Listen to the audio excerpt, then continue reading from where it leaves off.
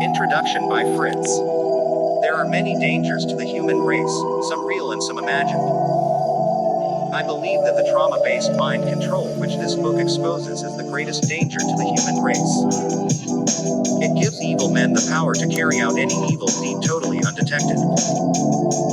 By the time the astute reader finishes this book, they will be as familiar with how to carry out trauma-based mind control as some of the programmers. Ancient and more recent secrets will no longer be secrets. Over the years, I have spent thousands of hours studying the Illuminati, the intelligence agencies of the world, and the occult world in general. The centerpiece of these organizations is the trauma-based mind control that they carry out.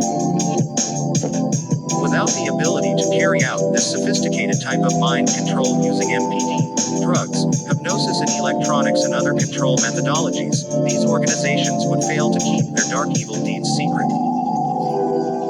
When one of the mind control programmers of the Church of Scientology, who has left Scientology, was asked about MPD, he said, "It's the name of the game of mind control." Research into this subject will never be complete. This book has tried to give a comprehensive view of how the programming is done. The basic techniques were developed in German, Scottish, Italian, and English Illuminati families and have been done for centuries. Some report that some of the techniques go back to ancient Egypt and ancient Babylon to the ancient mystery religions. The Nazis are known to have studied ancient Egyptian texts in their mind control research. The records and secrets of the generational Illuminati bloodlines are very well guarded secrets. Even when I've learned about the location of secret depositories of some of the Illuminati's secrets in Europe, America, and Asia, their records and secrets are too well guarded to be examined. The intelligence agencies, such as MI6, began investigating these mind control techniques early this century, but their records have been routinely destroyed and tampered with. There are some survivors and professionals who know that the British used program trauma-based MPD, did agents in WWI. In Jan. 1987, Richard Clough submitted an article to the American Journal of Clinical Hypnosis about 8 MPD patients who were between 60 and 72 years of age. Traugott Konstantin Osterreich, 1880-1949, who was professor of philosophy at Tübingen University, Germany, studied MPD and demonic possession and wrote a classic study of it in 1921 entitled Possession Demonical and Other, which was translated into English in 1930. His classic work on this subject provides documented cases which reveal that the basic trauma-based mind control was going on in Germany, France and Belgium long before the 20th century. Although he is unable to put together all the pieces and the clues for what they are, the reader of this book might enjoy reading the 1930 English translation of his classic work after they finish this book. Oesterreich's research in early 1900s was the type of research that the Nazi mind control programmers were very aware of. In 1921, the Germans such as Oesterreich would describe personality switches by the term somnambuliform hypnotic states, possession, or demonical somnambulism, or what might be called Besessenheit von Hypnotismus und Bosengeister. The ability to study both the spiritual and psychological aspects of mind control phenomena is often lacking today. There are exceptions such as Dr. Loretta Fox's book The Spiritual Dimensions of MPD. In the 1920s, the Germans also were aware that the human mind has a variety of ego-psycho-psychological states rather than one unified mind, which they termed subjectopsychology, or the psychology of having correlated psychological states rather than the concept of a single ego. The Germans and Italians under the Nazi and fascist governments began to do serious scientific research into trauma-based mind control. Under the auspices of the Kaiser Wilhelm Medical Institute in Berlin, Joseph Mengele conducted mind control research on thousands of twins and thousands of other hapless victims. Himmler supervised genetic research. The Nazi research records were confiscated by the Allies and are still classified. A trip can be made from downtown Washington, D.C. on a gray government van which serves as a shuttle to the Suitland Annex where the government's secrets are buried, including research papers captured from the Nazi mind control research. Most of Mengelle's concentration camp research is still classified. Much of it dealt with mind control. A researcher can visit the top floor, but underground below the top floor are the real secrets. The real secrets are lying in millions of sheets of classified documents hidden behind blast-proof doors. There they have vault after vault, and row after row of top-secret files that only a few privileged persons with security clearances above cosmic, such as with a C3 or MJ security clearance, can visit. Everyone with these high security clearances, which I have identified, is connected to the Illuminati. Each underground area at Suitland Annex has its own subset of secret access words, known only to the initiated. Most of the OS records have been destroyed, a few have been left, the important ones have been misfiled or remade. This is according to a reliable British intelligence agent. Also, according to reliable inside sources, the CIA is working night and day to remake old records, to expunge all the real dirty secrets from their records. The basement of CIA HQ is known as the Pit. In the Pit, documents are being shredded and burned on a round-the-clock basis. The large remains of these secrets are sold for landfill. The Illuminati have developed secrecy to a fine art. They train their people in the art of secrecy from the time they are born. Most everything they do is done orally. They are trained not to write rituals and other things down. There is very little paper trail left by the Illuminati. The creation of slaves with photographic memories facilitates this secrecy. But this book is not about how they have managed to keep their trauma-based monarch mind control a secret. They have managed only to keep it a secret to the general public. They have not been able to completely cover up the millions of wasted lives that their programming has ruined. For many years, they were able to shut up and quietly discard their program multiples by labeling them paranoid schizophrenics. But therapists are now correctly identifying these people as program multiples and are not only diagnosing them better but giving them better treatment.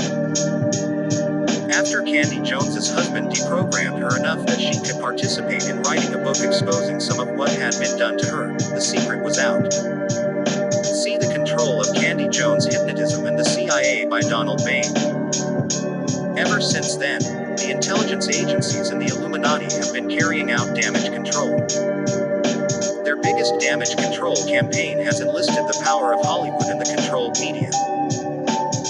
This campaign is known as the False Memory Syndrome Campaign, or as those of us who know the facts like to call it, the False Memory Spindrome. The headquarters of the False Memory Spindrome Foundation is located at 3401 Market Street, Suite 130, Philadelphia, PA 19104. Some of the original founders were doctors of the University of Pennsylvania. The inside story about these early FMS doctors of the University of Pennsylvania is that they practiced satanic rituals during their work days. What is unusual about this is that generally satanic rituals are performed at night, but these doctors did their coven work during the day. I know about these men. Now you can see why these men started the FMS. They started it to cover their own sins, because many of them were abusers themselves.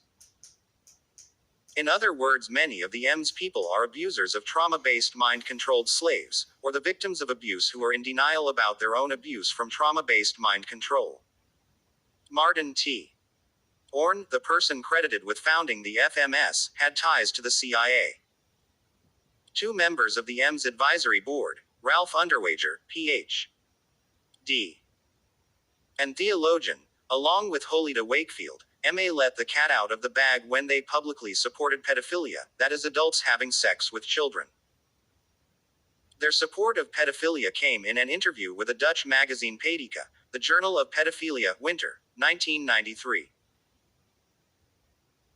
Although the False Memory Syndrome Foundation gets upset at any mention that there might be a conspiracy by the perpetrators of mind control, because conspiracies supposedly don't and can't happen, they want us to believe that all therapists are conspiring together to implant false memories of abuse into their clients, which could not be further from the truth. Monarch slaves typically run into a great deal of denial by their therapists that anything like this could be happening. The bottom line is that multiple personality disorder, now referred to as dissociative identity disorder, is a recognized bona fide diagnosis. False memory syndrome is not a recognized medical or psychological diagnosis and does not appear in the American Psychiatric Association's Diagnostic and Statistical Manual nor the recently released DSM-IV. Those who followed Fritz's writings have learned about the close working relationship between the Mondavis and the Rothschilds. See his article about the Mondavi, Rothschild Napa Valley Winery. Guess who got the court precedents which gives the M's some legal ground to attack therapists? The precedence was supposedly a wife who went to a doctor who told her she had syphilis. The wife assumes she got it from her husband and divorces him. Then she learns she doesn't have syphilis. The husband then sues the doctor. Upon this bizarre case rests the legal precedence for a third party to sue a person who gives advice, such as family members suing a therapist. Upon this weak precedence, an abusive father who worked for Monday in a winery in California successfully destroyed a legitimate therapist who was trying to save his daughter, who was a programmed monarch victim. Supposedly the therapist had implanted false memories of rape in his daughter, when the record shows that the daughter's mother told the therapist the girl had been raped by the father. When a valid case of SRA and repressed memories went to trial in Washington state involving a police officer whose family was MPD, Dr. Richard Ofshe of the false memory syndrome showed up to cause mischief.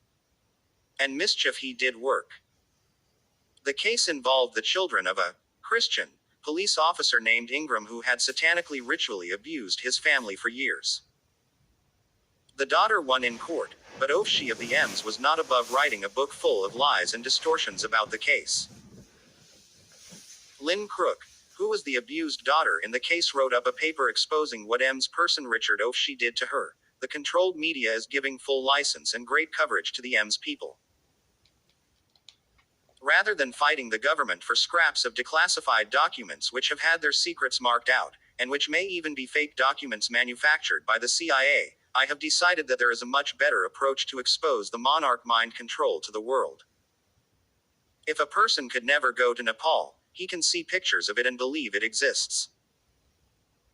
If a person cannot get into the top secret records of the CIA and Office of Naval Intelligence and MI6, they can be given the exact recipe for creating a monarch slave. I believe that by giving the step-by-step recipe, people will see that A. all the ingredients are available, B. it is possible to combine the ingredients, C. all it takes is the motive to do it, and that motive is self-evident. We'll even provide some of the names and places as we go along. This book will provide the step-by-step recipe for making a monarch mind-controlled slave. It is a trauma-based mind control which programs multiple personalities using every known technique of mind control.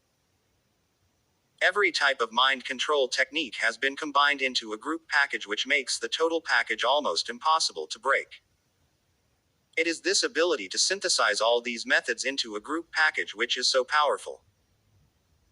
Edward Hunter, author of Brainwashing in Red China, testified in 1958 before a U.S. Congressional House Committee on Un-American Activities. Since man began, he has tried to influence other men or women to his way of thinking. There have always been these forms of pressure to change attitudes. We discovered in the past 30 years, a technique to influence, by clinical, hospital procedures, the thinking processes of human beings. Brainwashing is formed out of a set of different elements. Hunger, fatigue, tenseness, threats, violence, and in more intense cases, drugs and hypnotism. No one of these elements alone can be regarded as brainwashing, any more than an apple can be called apple pie. Other ingredients have to be added, and a cooking process gone through. So it is with brainwashing. Hunter said brainwashing was a red Chinese threat. He said that the Chinese were the ones using these tactics. In reality, this mind control was being done in the US, and Hunter was a pawn to help justify the criminal activities of the programmers should they ever be found out behind their cover of national security. The handlers of mind-controlled slaves carry around a black or gray 3-ring notebook or a laptop computer with the access codes and triggers. Some of the programmers and handlers have this all memorized. The deepest parts, core, gems, executive committee, false trinity, etc., are charted in esoteric language such as Enochian, Hebrew, which is considered magical, and Druid symbols. I have never gotten the opportunity to look at one of these, although a number of the slaves who I've talked with have while they were being programmed. These notebooks have color-coded graphs showing the arrangement of altars, the structure of the system, the training of the altars, the history of the altars, and other details. All the primary tortures carried out on a slave are coded using dates, no. S so that the memories can be pulled up by the programmers. There is a standard set of hand signals, gestures, and codes that allow a handler to work with someone else's slave, but the accepted code among the handlers is to leave another man's slave alone. As one leading psychiatrist put it, different ideologies use the same methodologies of mind control. The Illuminati have secretly put in base programming that allows them ultimate control over many of the other group's slaves. This will be described within this book. For both the ease of reading and the ease of writing, I have dispensed with most footnotes. To provide my sources would double the size of the book, and many of them are confidential. In the past, when I have attempted crediting information, some people have gotten bruised feelings for having been passed over or for being named. When information comes in from several sources, it becomes difficult to pass out credit. I have made conservative judgment calls about what material I could use. Most of this information has been verified by several reliable sources.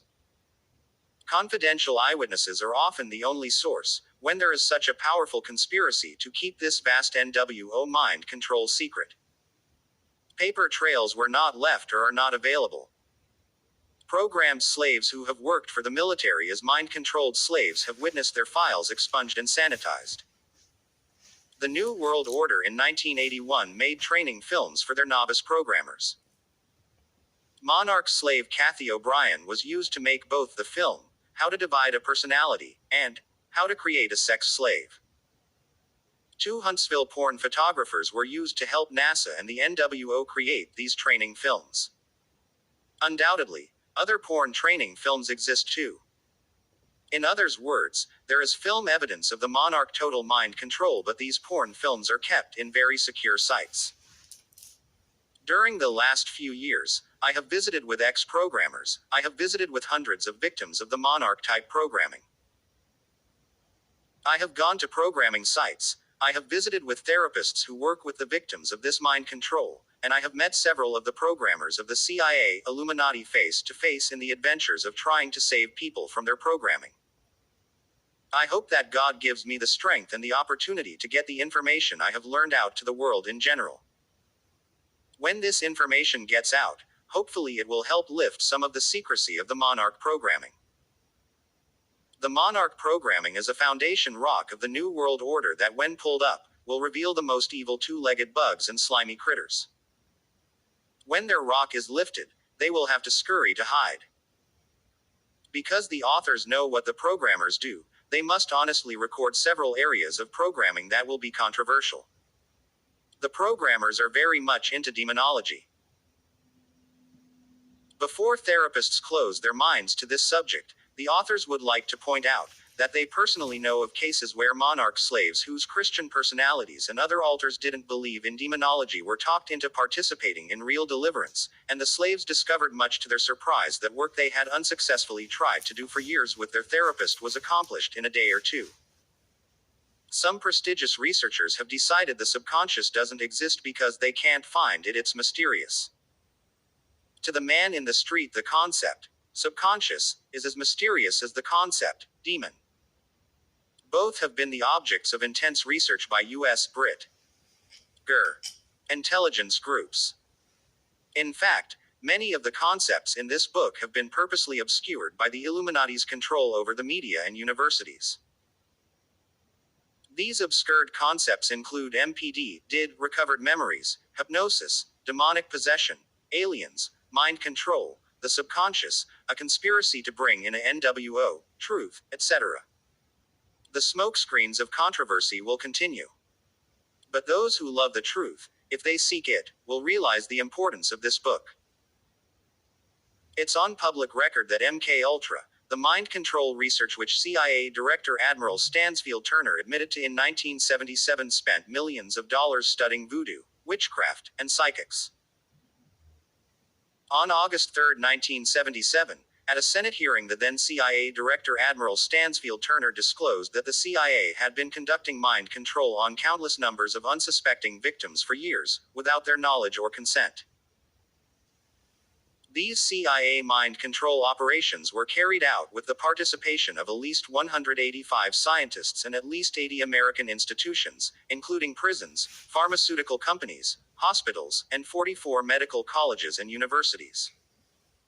Many of America's most prestigious institutes of medical research had cooperated with the CIA, as well as numerous big-name corporations. Casey admitted that day that the CIA did mind control consisting of drugs, hypnosis, and electroshock. A few of the victims of the Monarch Project were even awarded financial compensation for their misery. But what was admitted in the spirit of covering up the extent of the full truth. The compensation was actually hush money, because victims were given gag orders by judges not to talk about what had happened to them. It's been a disaster for Monarch victims that so many ministers have ignored those words of their scripture, for we are not ignorant of the devil's devices. 2 Cor 2:11. This book is a must for those ministers who seriously believe, having therefore these promises, dearly beloved, let us cleanse